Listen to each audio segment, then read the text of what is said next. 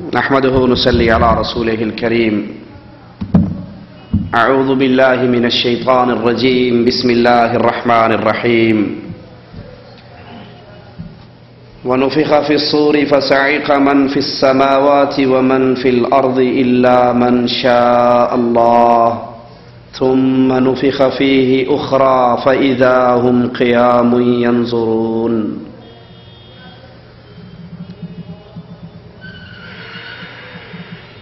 دنیا کا یہ جہان ہمیشگی کا ٹھکانہ نہیں ہے. دنیا کے لیے بقا نہیں ہے، بلکہ بالآخر ایک ایسی گھڑی آنے والی ہے، ایک ایسا دن آنے والا ہے کہ یہ دنیا لپیٹ دی جائے گی.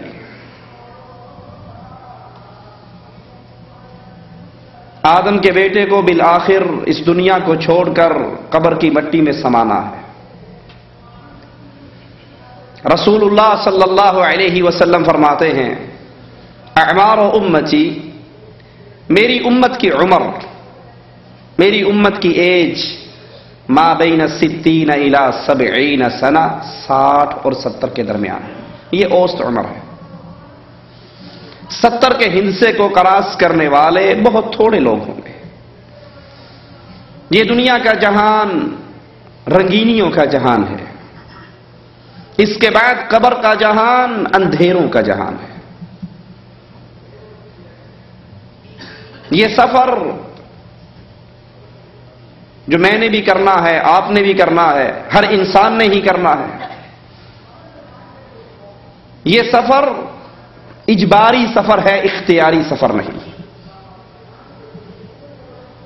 وہ دن آنا ہے جب آدم کے بیٹے کو قبر کی مٹی کے اندر اس کے پیارے اپنے ہاتھوں سے دفن کر کے آئیں گے. قبر منزل ہے آخرت کی منازل میں سے پہلی. اسی لیے عثمان رضی اللہ عنہ وارضا اس قبر پر آ کر بہت رویا کرتے تھے. سائل کہتا تھا کہ آپ جنت اور جہنم کے ذکر پہ اتنا نہیں روتے جتنا اس قبر کے ذکر پہ روتے ہو، وجہ کیا ہے؟ وہ عثمان رضی اللہ عنہ وارضا جو کائنات میں پوری دنیا میں اکیلا وہ انسان ہے جس کو اس کے دور کے نبی نے ایک مجلس میں 7 مرتبہ جنت کا ٹکٹ دیا تھا. کائنات میں ایسا خوش نصیب کوئی نہیں گزرا. کائنات میں کسی نبی کا ماننے والا ایسا خوش نصیب نہیں گزرا جس کو ایک مجلس کے اندر بار بار اللہ کے نبی کہیں کون ہے؟ 100 اونٹ دے دے جنت لے لے، اور وہ کہے اونٹ مجھ سے لو جنت مجھے دو. یہ عثمان ہے.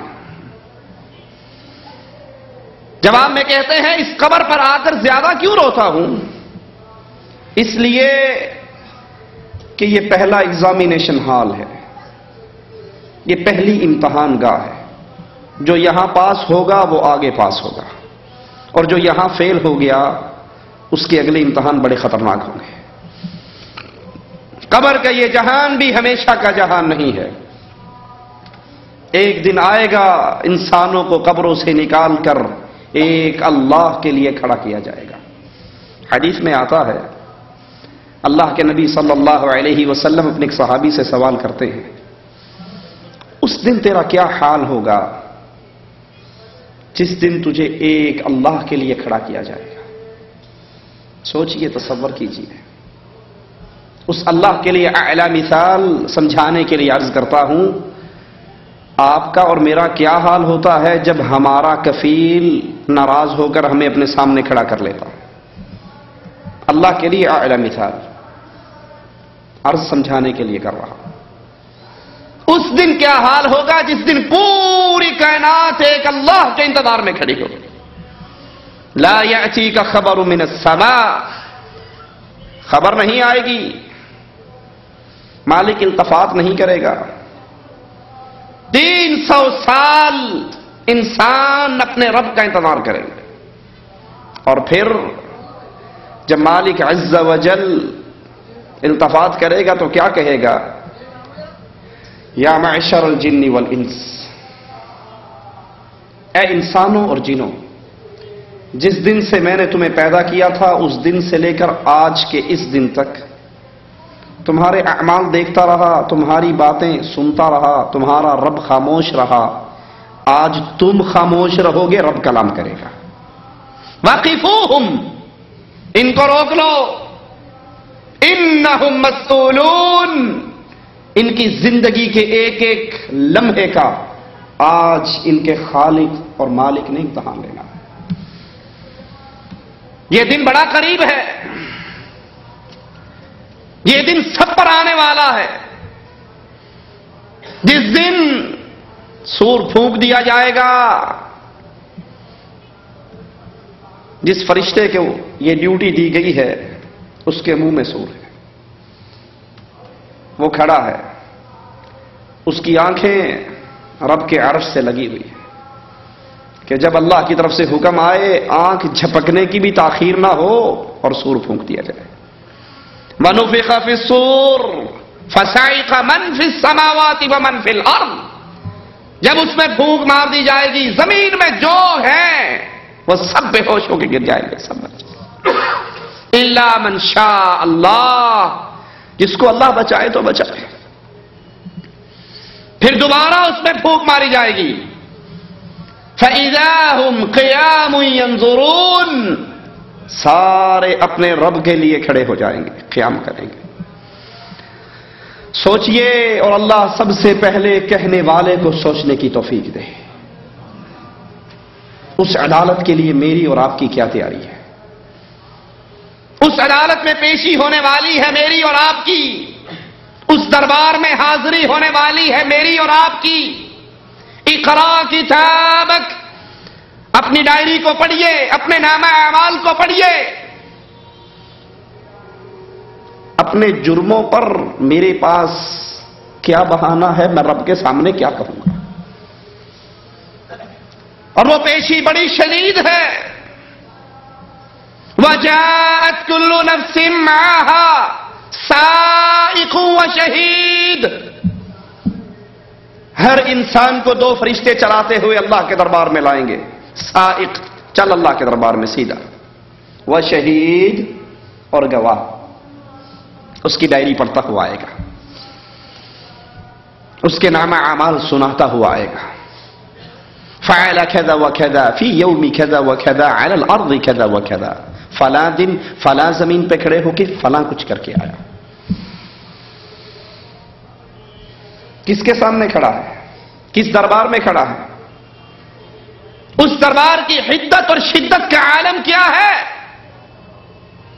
یوم یفر المرء من اخیہ وامہ وابیہ وصاحبتہ وبنیہ، ہر کوئی دوسرے سے بھاگ رہا ہے، باپ اولاد سے بھاگ رہا ہے، بیوی خامن سے بھاگ رہی ہے، بچے باپ سے بھاگ رہے ہیں، دوست دوست سے بھاگ رہا ہے۔ لِكُلِّ امْرِئٍ مِّنْهُمْ يَوْمَئِذٍ شَأْنٌ يُغْنِيهِ، ہر کوئی چاہتا ہے میں بچ جاؤں، ساری دنیا ماری جائے۔ یہ اللہ کے دربار کی پیشی، یہ اس دن کی حدت اور شدت ہے۔ حدیث میں آتا ہے یہ سورج جو ابھی کروڑوں میل دور ہے، قیامت کے دن حشر کے میدان میں یہ انسان کے سر پہ ہوگا، 1 میل کے فاصلے پر۔ راوی حدیث کہتا ہے میں نہیں جانتا میل کا مطلب کیا ہے، یہ میل مسافت والا میل ہے یا اس لکڑی کو، اس سلائی کو بھی میل کہا جاتا ہے جس سے آنکھ میں سرما ڈالا جاتا ہے۔ انسان اپنے پسینوں میں غرق ہوگا، اپنے اپنے اعمال کے مطابق۔ کسی کا پسینہ اس کے ٹخنوں تک، گھٹنوں تک، ناف تک، سینے تک، کچھ بدنصیب اپنے پسینے میں غوطے کھا رہے ہوں گے۔ اللہم لا تجعلنا منہم ولا معہم۔ یہاں گرمی لگتی ہے، اے سی چلا لیتے ہیں، کمروں میں آ جاتے ہیں، درختوں کی چھاؤں میں بیٹھ جاتے ہیں، پنکھے چلا لیتے ہیں، کولر چلا لیتے ہیں۔ اور حشر کا یہ میدان، اس میں کوئی سایہ نہیں سوائے اللہ کے عرش کے سائے کے۔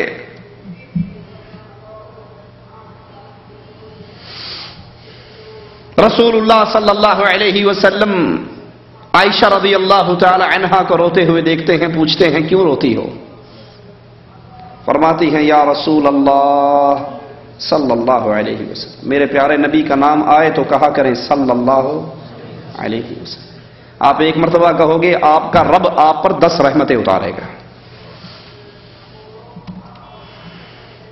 کیوں روتی ہے؟ کہا یا رسول اللہ صلی اللہ علیہ وسلم، آج قیامت یاد آ گئی، حشر کے میدان کو یاد کر کے رونے لگ گئی۔ اے اللہ کے نبی، کیا قیامت کے دن مجھے یاد رکھو گے؟ حشر میں مجھے یاد رکھو گے؟ اور یہ عائشہ کون ہے رضی اللہ تعالی عنہا؟ سائل پوچھتا ہے یا رسول اللہ صلی اللہ علیہ وسلم، کائنات میں سب سے زیادہ پیار مخلوق میں کس سے کرتے ہو؟ کہا عائشہ سے کرتا، سب سے زیادہ پیاری مجھے کائنات میں عائشہ ہے۔ کہا مردوں میں کس سے کرتے ہو؟ کہا اسی کے بابا سے کرتا ہوں۔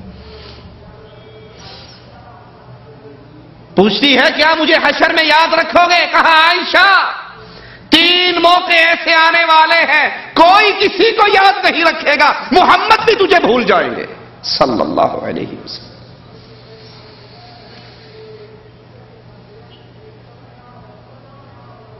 جب صراط، جب میزان لگے گا، جب نام اعمال تقسیم ہوں گے، کوئی کسی کو یاد نہیں رکھے گا۔ اللہ کے دربار کی یہ پیشی بڑی خطرناک ہے۔ فرشتے چلا کے لا رہے ہیں، اللہ کے سامنے کھڑے ہیں۔ انسان دائیں طرف دیکھے گا، لا یرا الا اعمالہ، اپنے ہی اعمال نیکیوں کی صورت میں نظر آئیں گے۔ بائیں طرف دیکھے گا، اپنے گناہ اپنے اعمال نظر آئیں گے۔ سامنے دیکھے گا، لا یرا الا نار جہنم، تو جہنم کی دہکتی ہوئی آگ نظر آئے گی۔ وہ دیکھے گا دنیا کے اندر پھنس جاتا تھا عدالتوں میں تو وکیل چھڑوا لیا کرتے تھے۔ وہ دیکھے گا جہاں وکیل بھی نہیں چلتے تھے وہاں کسی بڑی سامی کا فون چل جاتا تھا، اور جہاں فون بھی نہیں چلتا تھا وہاں نوٹ چل جاتے تھے۔ اس عدالت میں میرا کوئی مدد کرنے والا، اس پیشی میں میرا ساتھ دینے والا، دنیا میں ربیع الاول کے مہینے میں بڑا لوٹ پوٹ ہو کے گایا کرتا تھا، جہنم میں میں تو کیا میرا سایہ بھی نہ جائے گا، غوث پاک سے یہ دیکھا نہ جائے گا۔ دنیا میں تو جب کسی بابا کو سلام کرنے جاتے تھے بیگم محترمہ پردے میں ساتھ ہوتی تھی، پیر سے پہلے اس کے مرید بولتے تھے بی بی اپنے منہ کو ننگا کرو۔ وہ کہتی حضرت میں تو پردے دار عورت ہوں، کیوں ننگا کروں؟ کہا بے وقوف پاگل عورت، اگر حضرت نے آج نہ دیکھا تو قیامت کو کیسے پہچان کے بخشوا لیں گے؟ منہ دکھاؤ ان کو۔ وہ کہتی ہاں ہاں بالکل یہ بات تو ٹھیک ہے، وہاں بخشوانا ضروری ہے، لو زیارت فرما لو۔ احمد رضا خان صاحب ملفوظات میں لکھتے ہیں کہ ہمارے غوث پاک، غوث اعظم سب سے بڑے مددگار، اور مسلمانوں کا سب سے بڑا، انسانوں کا سب سے بڑا مددگار کون ہے؟ وہ کہتے نہیں ہمارے عبد القادر جیلانی غوث اعظم ہے۔ ان کے ہاتھ میں ایک رجسٹر تھا جس میں اللہ نے قیامت تک آنے والے سلسلہ قادریہ کے سارے مریدوں کا نام لکھ دیا کہ ہم نے تیرے سارے مریدوں کو معاف کر دیا۔ وہ رجسٹر حضرت کے ہاتھ میں تھا۔ لاہور کے اندر شہزاد سیفی ایک مولوی صاحب ہیں، میں ان کی کیسٹ سن رہا، وہ کہنے لگے ہمارے یہ اولیاء اللہ بزرگان دین جہنم کے کنارے پر خیمہ زن ہوں گے، اور ہمارے جو مرید جہنم میں جا رہے ہوں گے وہ ان کو فرشتوں سے چھین چھین کے جنت میں بھیجیں گے۔